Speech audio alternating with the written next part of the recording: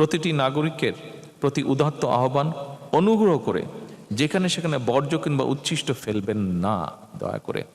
বর্তমান সরকারের লক্ষ্য একটা সবুজ, পরিচ্ছন্ন, জলবায়ু সহনশীল, টেকসই বাংলাদেশ প্রতিষ্ঠা করা।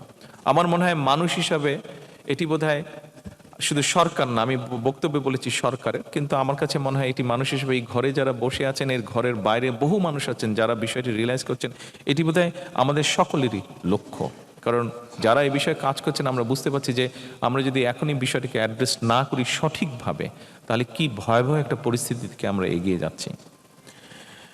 সম্মানিত উপস্থিতিবৃন্দ, বৃক্ষরোপণের পাশাপাশি বর্তমান সরকার সারা দেশে 20,000 কিলোমিটার নদী ও খাল খনন এবং পুনর্খননের যে কর্মসূচি বাস্তবায়ন শুরু করেছে, সেটি শুধুমাত্র কৃষকদের জন্য বছর জুড়ে কৃষি সেচ সুবিধা নিশ্চিত করবে না, বরং আমরা যেটা আশা করছি জলবায়ু পরিবর্তনের অভিঘাত মোকাবেলার ক্ষেত্রেও কার্যকর ভূমিকা রাখবে।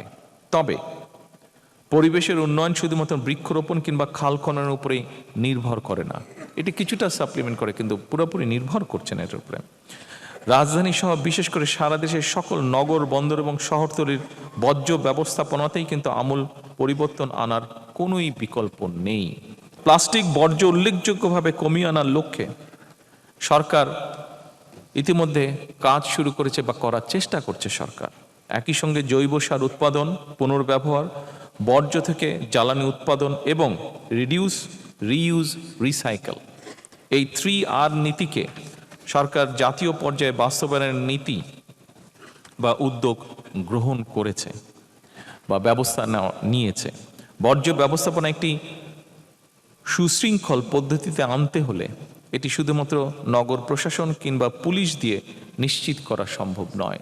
যেই কথাটি আমি প্রথম থেকে বলার চেষ্টা করছি, সবকিছু আমরা পুলিশ, জোর, আইন দিয়ে সবকিছু করা সম্ভব নয়। আমাদেরকে এটা অ্যাওয়ারনেসের মাধ্যমে করতে হবে।